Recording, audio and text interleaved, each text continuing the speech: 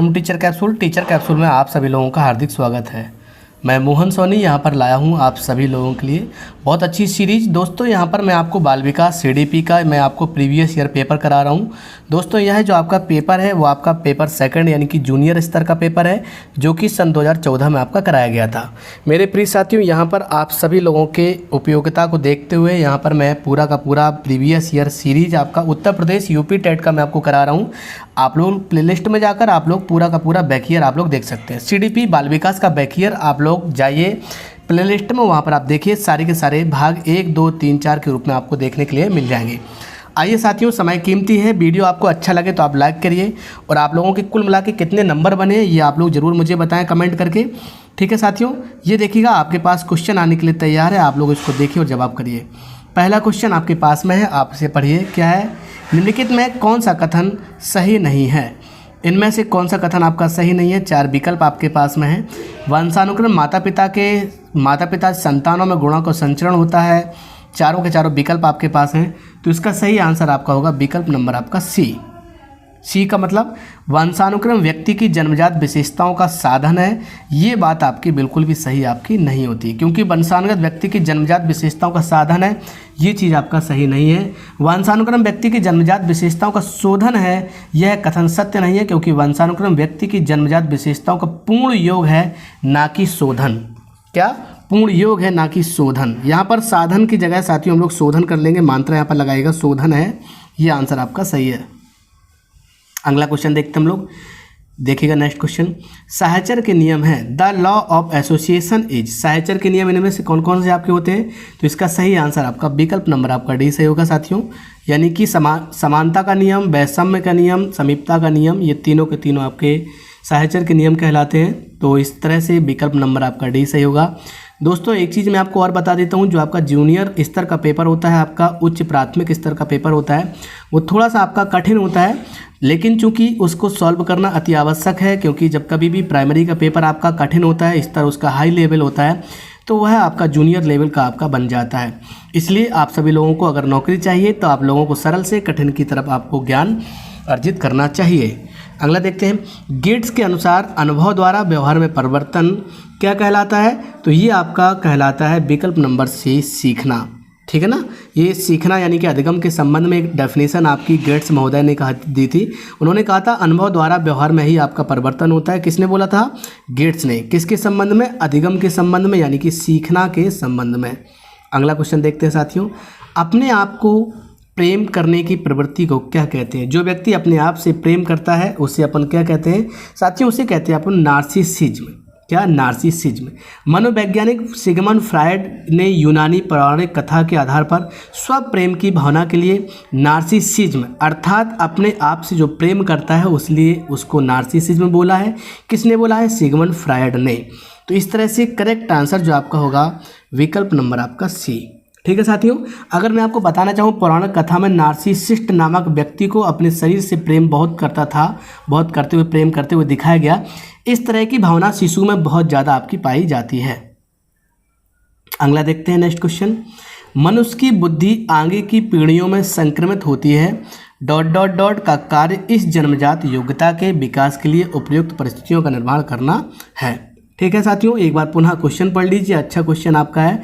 तो मनुष्य की बुद्धि आगे की पीढ़ियों में संक्रमित होती है, वातावरण का कार्य इस जन्मजात योग्यता के विकास के लिए सबसे बेस्ट परिस्थिति आपकी मानी जाएगी, यानी कि इन्वायरमेंट, वातावरण, यानी कि विकल्प नंबर आपका सी सही माना जाएगा।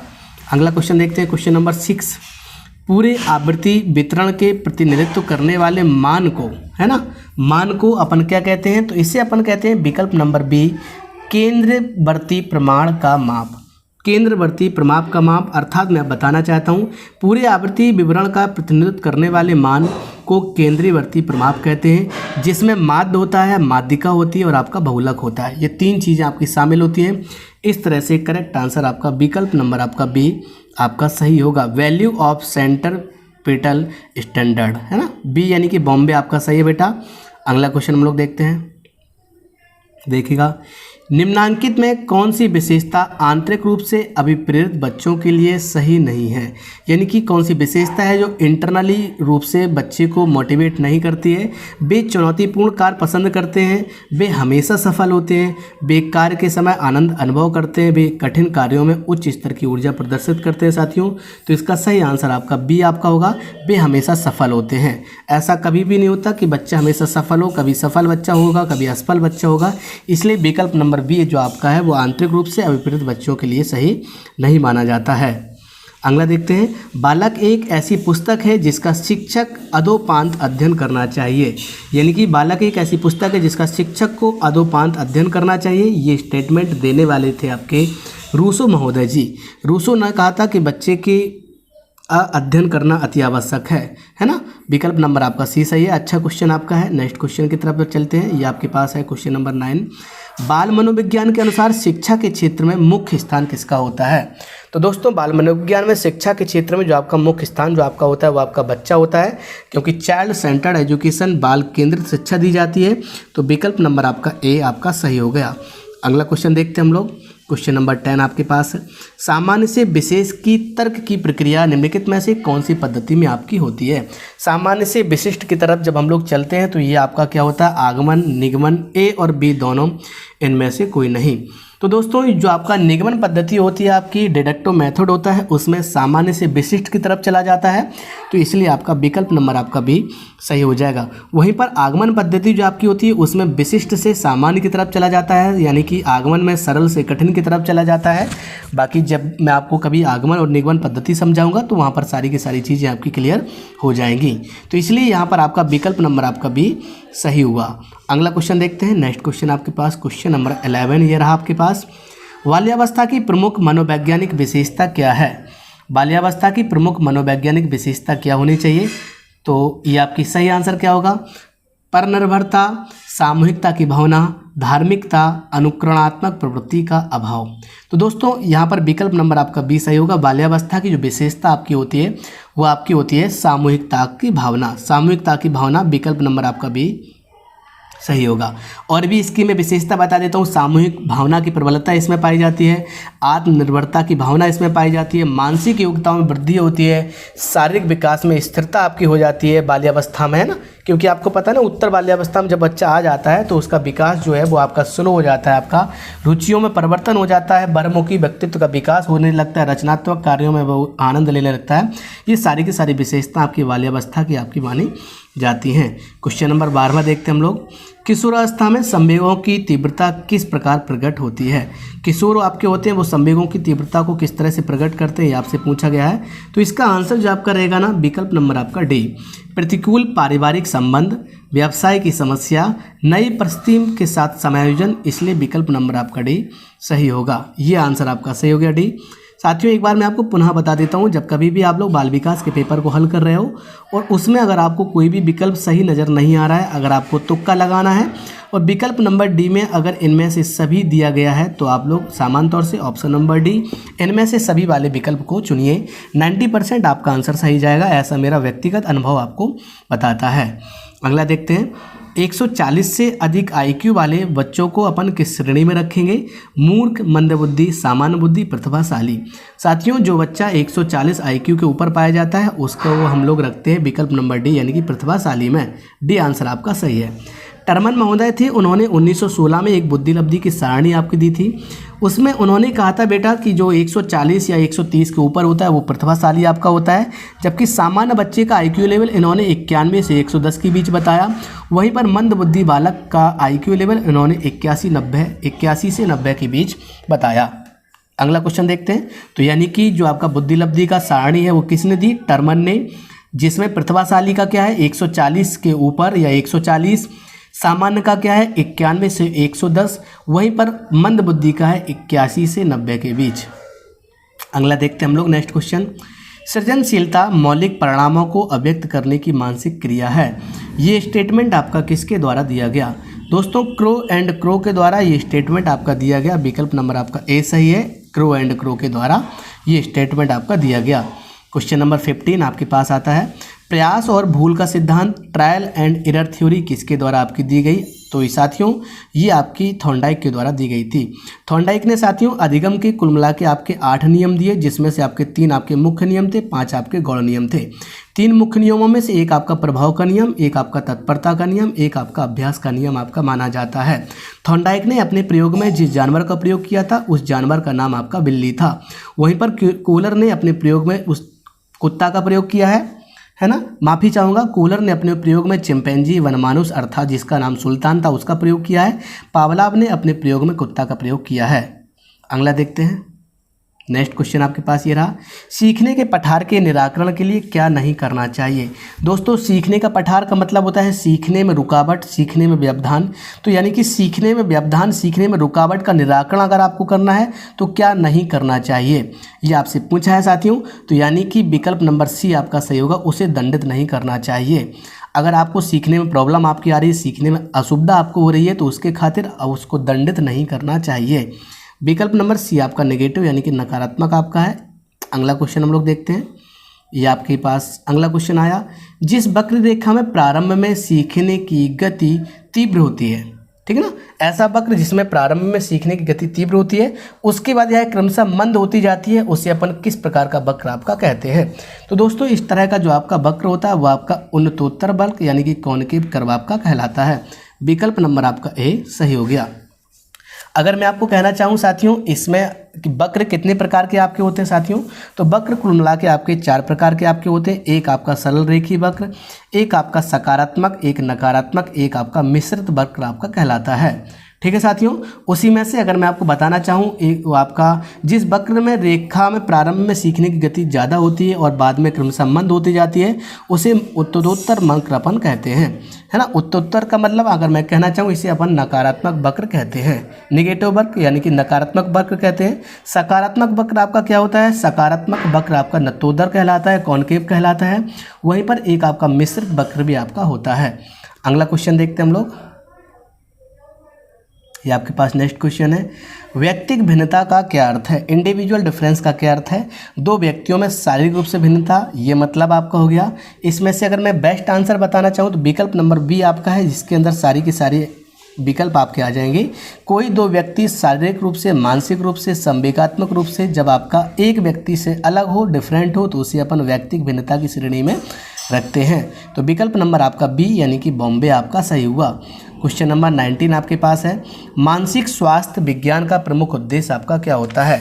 बालक के मानसिक स्वास्थ्य की रक्षा करना, कुछ समायोजन का निराकरण करना, ए और बी दोनों, उपरोक्त में से कोई नहीं।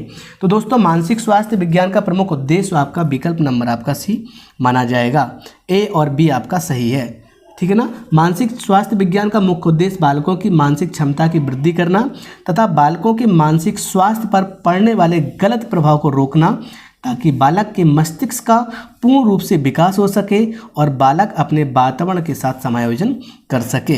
इस तरह से क्वेश्चन नंबर 20 आपके पास ये रहा। अगला क्वेश्चन, निम्नांकित 7 छात्रों के अंक इस प्रकार दिए गए हैं, 40, 38, 39, 50, 51, 54 और 23। उपरोक्त की माध्यिका आपसे पूछिए साथियों, तो यहाँ पर जो करेक्ट आंसर मैं बताना चाहूँ माध्यिका आपकी 40 होगी। साथियों कैसे आपकी 40 होगी, विकल्प नंबर आपका सी सही है। अगर मैं आपको बताना चाहूँ इसमें सबसे पहले हम लोगों का काम रहता है आरोही क्रम में हम लोग इसको लिखेंगे। आरोही क्रम में कैसे लिखेंगे एक बार हम लोग देख लेते हैं। आरोही क्रम में इसको कैसे अपन लिखेंगे, इस तरह से अपन आरोही क्रम में लिखेंगे। सबसे आरोही क्रम होता है बढ़ाता हुआ क्रम। सबसे पहले हम लोग 23 लिखेंगे, 23 के बाद फिर हम लोग 36 लिखेंगे, है ना। 23 के बाद फिर हम लोग 36 लिखेंगे, 36 के बाद फिर हम लोग 50 लिखेंगे, 50 लिखेंगे, 50 के बाद फिर हम 51 लिखेंगे, 51 के बाद फिर अपन 54 लिखेंगे और 54 के बाद फिर अपन 23 लिखेंगे। इसमें अगर देखना चाहे अब जो आपका सूत्र आपका होता है n+1/2, यानी कि कुल संख्या आपकी कितनी है, 7 आपकी संख्या है और इसमें से 1 अपन जोड़ेंगे, नीचे अपन 2 का भाग दे देंगे। तो इस तरह से आपका जो चौथा पद आपका होगा वो आपका आंसर माना जाएगा। चौथा पद आपका कौन सा है, चौथा पद आपका 51 यहाँ पर आपका है। चौथा पद कौन सा है, 23, 36, 50, 23, 36, 38 रह गया इसमें। 23, 36 के बाद आपका होगा 38, यहाँ पर 38 लिख लीजिएगा। 23, 36, 38 के बाद फिर आपका होगा 40 लिखना होगा बेटा। रह गया आप कुल मिला के मैं आपको इजी भाषा में अगर मैं आपको समझाना चाहूँ, आप एक काम इसका कर लीजिएगा। सबसे पहले आप इसको बढ़ते हुए क्रम में लिखिए। कैसे बढ़ते हुए क्रम में लिखिएगा आप लोग? बढ़ते हुए क्रम में जैसे आप लिखोगे उसके बाद आपकी आधे से एक अधिक संख्या, यानी कि कुल मिला के संख्या है कितनी इसमें आपकी 7, इसमें आप 1 जोड़ देना यानी कि 8 में 2 का भाग देना। चौथा जो संख्या होगी आपकी, चौथी पद जो आपकी होगी वो आपकी माध्यिका यानी कि कहलाएगी। तो चौथा पद आपका कौन सा होगा? 40, 40 इसका करेक्ट आंसर आपका माना जाएगा। अगला देखते हैं नेक्स्ट क्वेश्चन। क्वेश्चन नंबर आपका 21, रुचि का संबंध आपका किससे है? तो रुचि का संबंध आपका होता है विकल्प नंबर बी यानी कि अवधान से, है ना। मनोवैज्ञानिक क्रो एवं क्रो के अनुसार रुचि वह आंतरिक प्रेरक शक्ति है जो हमें किसी व्यक्ति, वस्तु या क्रिया के प्रति ध्यान देने के लिए प्रेरित करती है। इस प्रकार रुचि का अवधान से सीधा और घनिष्ठ संबंध आपका माना जाना चाहिए। विकल्प नंबर आपका बी सही हो गया। अटेंशन, है ना, कहते ना हम लोग अटेंशन, प्लीज अटेंशन यानी कि रुचि। विकल्प नंबर आपका 22, वो क्वेश्चन नंबर 22 आपके पास में आया। सीखे हुए ज्ञान कौशल या विषय का अन्य परिस्थितियों में उपयोग करने को क्या कहते हैं? बहुत अच्छा क्वेश्चन आपका है। ये आपका लर्निंग ट्रांसफ़र आपका एक टॉपिक, आपका एक सब्जेक्ट आपका है ना, लर्निंग ट्रांसफ़र। तो इसको अपन करेक्ट आंसर इसका जो आपका होगा 22 का आपका विकल्प नंबर आपका बी, सीखने का स्थानांतरण, ट्रांसफ़र ऑफ लर्निंग। दोस्तों एक बार मैं आपको बता देता हूँ कि कुछ बच्चे ऐसे हैं जिनको थोड़ा सा पेपर कठिन लग रहा होगा, तो मैं आपको एक बार बता देता हूँ। ये आपका जूनियर का पेपर है, 6 से 8 वाला पेपर आप लोग हल कर रहे हैं बाल विकास का CDP का। तो 6 से 8 वाला पेपर प्राइमरी वाले पेपर की तुलना में थोड़ा सा कठिन होता है, लेकिन याद रखिए कि अगर आप जूनियर वाले पेपर को अच्छे से हल कर लेते हो तो फिर प्राइमरी वाले पेपर को हल करने में आपको किसी भी तरह की असुविधा आपको महसूस नहीं होगी। अगला क्वेश्चन देखते हो 23, अनुबंधन की प्रक्रिया में प्रथम सोपान निम्नांकित में कौन सा है? तो अनुबंधन की प्रक्रिया में प्रथम सोपान जो आपका है वो आपका क्या कहलाता है? करेक्ट आंसर आपका होगा विकल्प नंबर ए, उत्तेजना। उत्तेजना आंसर आपका सही होगा, ए आंसर आपका सही है। पावलाव के द्वारा अनुबंधन सिद्धांत आपका दिया गया था, इसे अनुकूलित अनुक्रिया सिद्धांत भी अपन कहते हैं। इस प्रक्रिया में प्रथम सोपान उत्तेजना आपका होता है। यही उत्तेजना पहले किसी विशेष अनुक्रिया के साथ लगी रहती है और अंत में यह व्यवहार का कारण बन जाती है ना, व्यवहार का कारण बन जाती है। तो इस तरह से अगर मैं कहना चाहूँ, पावलाव के द्वारा ये आपका सिद्धांत दिया गया था, अनुक्रिया वो अनुबंधन सिद्धांत, है ना, जिसे अपन अनुकूलित अनुक्रिया सिद्धांत भी कहते हैं। पावलाव ने अपने प्रयोग में कुत्ता का यूज किया था। अगला क्वेश्चन देखते हैं हम लोग, ये आपके पास 24 क्वेश्चन है। स्मृति सीखी हुई वस्तु का सीधा उपयोग है ना, स्मृति सीखी हुई वस्तु का सीधा उपयोग है। ये डेफिनेशन किसने दी? वुडवर्थ ने। विकल्प नंबर आपका बी सही है, बॉम्बे, है ना। अच्छा क्वेश्चन आपका है। अगला क्वेश्चन देखते हैं साथियों, आप लोग प्लेलिस्ट में जाके आप लोग CDP बाल विकास का पूरा बैक ईयर आपका डला हुआ है, पूरा का पूरा बैक ईयर। जितने भी अभी तक यूपी टेट में, उत्तर प्रदेश टेट में जितने भी आपके पेपर हुए वो सारे के सारे पेपर मैंने अपलोड कर दिए हैं। तो आप लोग प्लेलिस्ट में जाके आप लोग बाल विकास का यूपी टेट का बैक ईयर आप लोग देख सकते हैं, है ना। भाग 1 भाग 2 के रूप में आपको मिल जाएगा। तो आप लोग पूरा का पूरा बैक ईयर एक बार लगा डालिएगा, आपको बहुत अच्छा मजा आएगा। अगला क्वेश्चन देखिए, निम्नलिखित में कौन सी दशा ध्यान को आकर्षित करने की आंतरिक दशा नहीं है?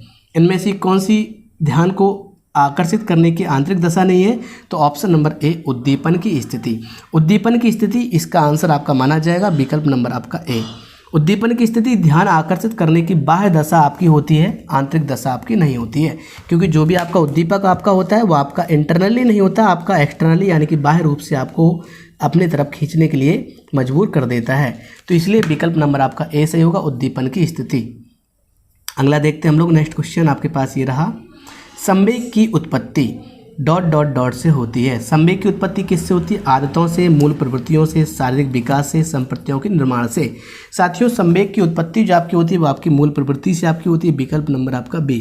अगर मैं आपको बताना चाहूँ, मैकडूगल महोदय जो आपके थे उन्होंने 14 प्रकार के आपके मूल प्रवृत्ति यानी कि 14 प्रकार के संवेग आपके दिए थे, जिसमें से आपका क्या क्या आपका होता है, जैसे भय आपका हो गया, क्रोध हो गया, वात्सल्य हो गया, इस टाइप के आपके संवेग मैकडूगल के द्वारा दिए गए। कहा था कि संवेग जो आपके होते हैं, मूल प्रवृत्तियां जो आपकी होती है वो आपकी 14 प्रकार की आपकी होती हैं। अगला क्वेश्चन देखिए साथियों। दोस्तों एक चीज़ मैं आपको बता देता हूं कि प्लीज़ आपके लिए मैं रियली में बहुत ज़्यादा मेहनत करता हूं, लगातार आपके लिए इंपॉर्टेंट क्वेश्चंस देखता रहता हूं। कैसे आपको बेहतर से बेहतर चीज़ें दी जाएं, इसके लिए हमेशा मैं प्रयासरत रहता हूं। टीचर कैप्सूल चैनल आप सभी लोगों के उन्नत भविष्य के लिए हमेशा कामना करती है, इसलिए आपसे अपेक्षा की जाती है तो आप सभी लोग इस वीडियो को ज़्यादा से ज़्यादा संख्या में शेयर करेंगे अपने दोस्तों के बीच में, और वीडियो को लाइक करोगे और आप सभी लोग कमेंट करोगे कि आप लोगों को वीडियो कैसा लगा। और अगर फर्स्ट टाइम आप टीचर कैप्सूल पर आए हैं तो आप जल्दी से सब्सक्राइब करिएगा और बेल आइकन दबाना न भूलें। ठीक है, अगला देखते हैं। अभिप्रेरणा के लिए अक्सर ... शब्द का प्रयोग किया जाता है। अभिप्रेरणा के लिए हम लोग आवश्यकता, हम पिछले वीडियो में मैंने आपको बताया था कि बेटा जब कभी आपको आवश्यकता होगी ना तभी तो आप मोटिवेट होगे, और ये सिद्धांत आपका मैस्लो के द्वारा आपका दिया गया था। अब्राहम मैस्लो के द्वारा आपका ये सिद्धांत आपका दिया गया था। उन्होंने कहा था जब व्यक्ति को आवश्यकता होती है तभी व्यक्ति मोटिवेट आपका होता है, अभिप्रेरित आपका होता है। अगला देखते हैं।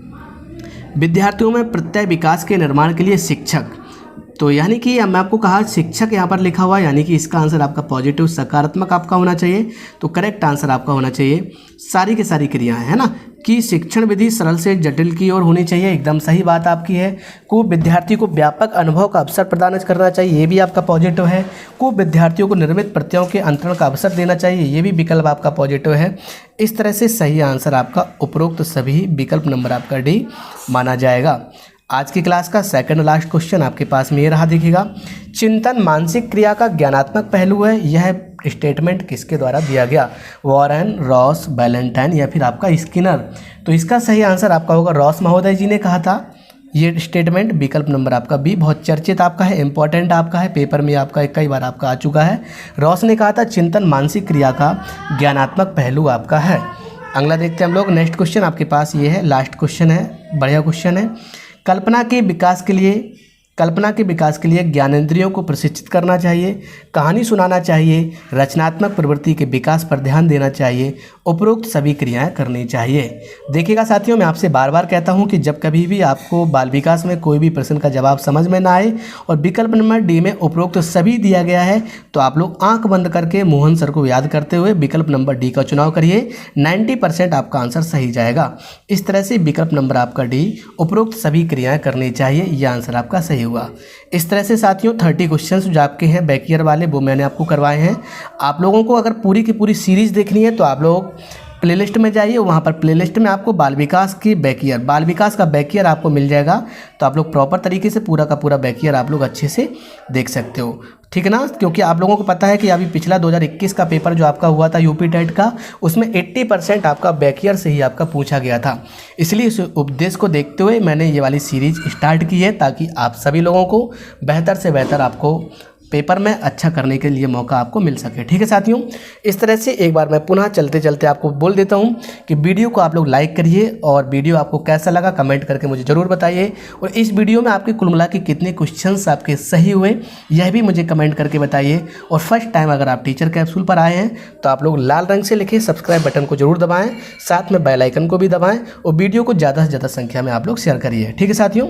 Okay, bye bye, take care. आप सभी लोग स्वस्थ रहें, मस्त रहें, बिंदास रहें, इसी तरह से आप लोग हंसते खेलते रहिए। Bye bye, take care. हम लोग मिलते हैं अगले वीडियो में।